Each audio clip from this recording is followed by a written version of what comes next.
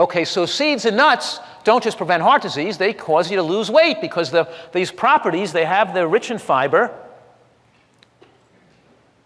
And when you eat a nut, if I came into the room and I handed you a nut, you would feel you'd sense those calories. And the nuts have a quarter of the calories as the oil, but of course all their calories are not biologically available. Remember I told you a half an hour ago that all the calories in beans don't get absorbed into the bloodstream because some of those calories are resistant to enzymatic degradation. So when you say 200 calories on the cup of beans, it's not 200 calories because some of those calories are passing through you going into the toilet bowl. You can't digest all those calories. Same thing is true with nuts and seeds. The calories are not biologically accessible because the fibers and sterols and stanols are like a fat magnet and they carry fat out into the toilet bowl. When you get your fat from nuts and seeds, it signals you to stop eating. They also have protective effects against cancer and heart disease, but they also don't have a lower caloric load and a lower caloric bioaccessible. Less calories are bioavailable.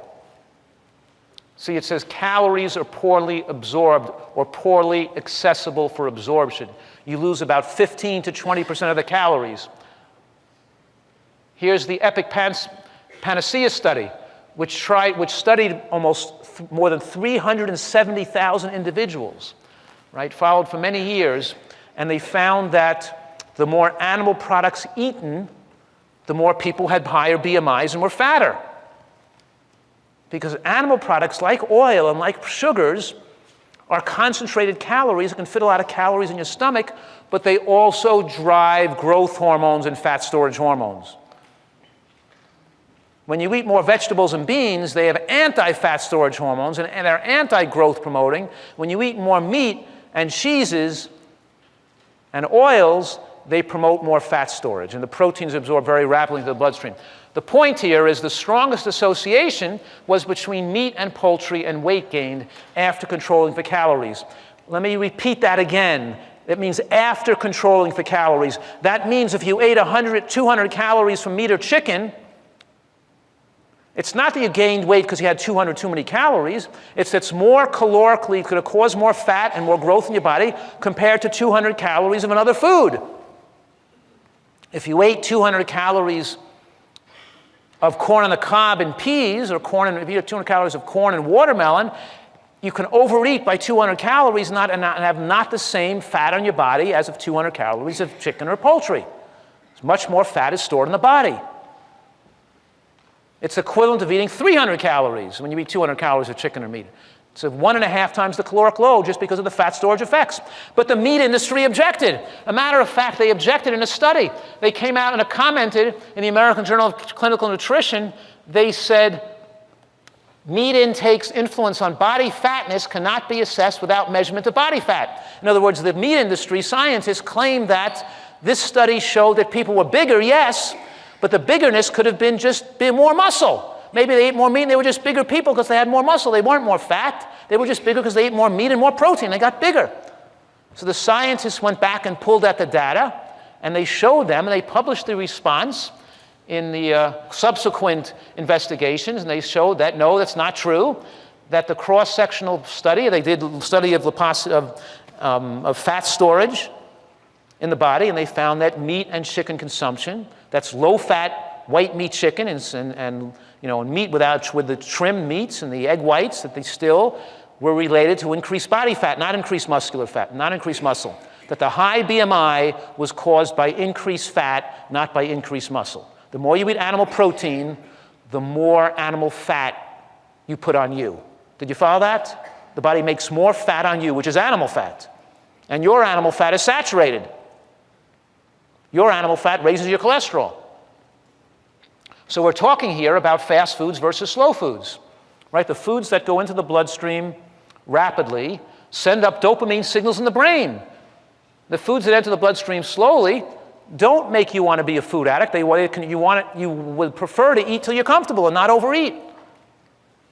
So there are many types of food. There's different types of food addiction. The one type is the dopamine surge we get in the brain when we eat concentrated calories that rush into the bloodstream real fast. And the other type of food addiction is the withdrawal, how sick we feel when we don't constantly eat all the time, when we're eating unhealthy foods. Let me say this one more time. When your diet has a lot of processed foods and meats in it, and lack of phytochemicals and antioxidants, you build up toxins. You build up toxins like free radicals and advanced glycation end products and lipofuscin and aldehydes and alcohols. You build up a lot of acids. You build up toxic waste products in the body. And when does your body most effectively repair and remove those toxins? When do you heal most effectively? Do you heal most effectively while you're eating and digesting food, while you're sitting at that buffet, when you're in the restaurant drinking and putting food in your body? You think that's the point when your body is most effectively removing toxins and cleaning itself? No, of course not. You're most effectively cleaning yourself when you're not eating food. You're removing toxins. You're healing. You're repairing. You're getting rid of metabolic waste products. When you're in the healing phase or non-eating phase, it's called the catabolic phase. You're living off the fat on your body and you're removing toxins. You're living off the stored nutrients that you stored when in the anabolic phase. The word anabolic means to build or to store when you're eating and digesting. 3 or 4 hours after you stopped eating, you're in a catabolic phase because you stopped digesting. The calories no longer coming in. Now you're using up the stored calories you have in your liver and your muscle tissue, mostly stored as glycogen. You're utilizing the glycogen. That means that, you see how the glucose curve goes up in the anabolic phase when you're eating? And then you're in the catabolic phase. You finished eating and digesting, and now the glycogen that was stored during the anabolic phase, because the body converts the glucose into glycogen, now you're going to, like the wick of a candle burns down the wax, you're going to slowly burn off the glycogen, turn it back into glucose again to keep the glucose curve straight in the catabolic phase. And that's when you're healing. That's when you're detoxing. Most Americans are too uncomfortable when they enter the very beginning of the catabolic phase. They start to feel shaky and weak and fatigued and headachy. They start to feel stomach cramping. They start to feel anxiety. They feel so uncomfortable when they finish digesting food that they want to eat more food to get back into the anabolic phase again. They don't tolerate the way they feel in the catabolic phase. It's like the smoker who's smoking cigarettes. They cannot smoke for an hour, but after an hour of no cigarettes, they don't like the way they feel. They start to feel shaky and itchy and anxiety. They want to smoke up and light up again. Or a person drinking 10 cups of coffee a day. You can tell them to stop drinking coffee, but they'll get a headache. And they'll feel shaky and weak, and they'll feel uncomfortable. And they want to just keep drinking coffee to keep the caffeine in the bloodstream. You've got to keep the junk food. You've got to keep the calories coming in. Don't give your body a chance to heal and repair itself because it's too uncomfortable. If you don't eat healthy enough, what I'm saying right now is you have to become overweight. If you don't eat a diet rich in nutrients, you have to become overweight. It's too uncomfortable to go without food. People think they feel fatigued, that's the sort, they think it's hunger. They actually think shakiness and anxiety and feeling fatigued and weak and headachy, they think it's hunger. It's not hunger, it's toxic hunger. It's a sign that your diet isn't healthy enough, because when your diet is healthy enough, you're not hungry during the catabolic phase. You feel nothing during the catabolic phase until the calories that you utilized your caloric stores. You burned off the glycogen, and then you get a signal to eat, which is felt in the mouth and throat, right? So most Americans go from one toxic hunger episode to another. They never get hungry, so what happens to them? They have to slowly gain weight their whole life. Can't lose weight. Can't lose weight if you're always putting calories into your bloodstream and not burning off what you ate. It's like taking your car to the gas station, filling it up at the pump, and driving it around the block, one block, driving it back again to fill it up again. And you put the gas in, and of course the gas now is going to come out and fall on the pavement. But your body, the food doesn't spew out of you. It's just your body can expand and to just consume it. We're elastic. It's amazing how much food people can put into them. Like those guys doing the hot dog eating contests. People are on this, they eat like 400 to 600 calories every day they don't need. But they need those extra 400 to 600 calories to feel okay.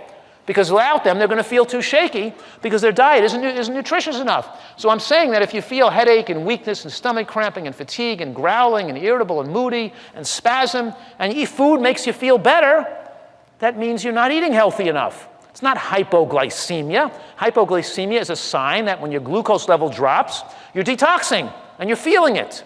You shouldn't be feeling detoxification. You get rid of toxic hunger by eating right. You have to eat high nutrient diet with lots of volume and lots of fiber, and animal protein, sugar, and caffeine feed toxic hunger and make people overeat. Here's a study on 750 people. I think it was 746 people we followed on a Nutritarian diet.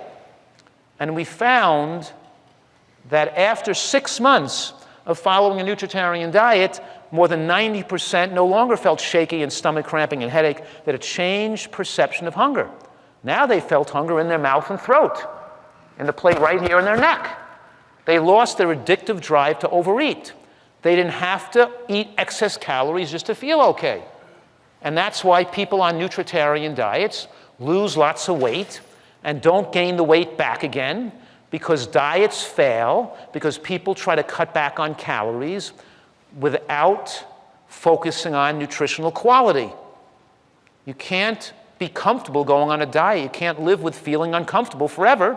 You can't stick with it. You have to go back and binge because it's too uncomfortable to cut calories back unless you're paying attention to micronutrient quality.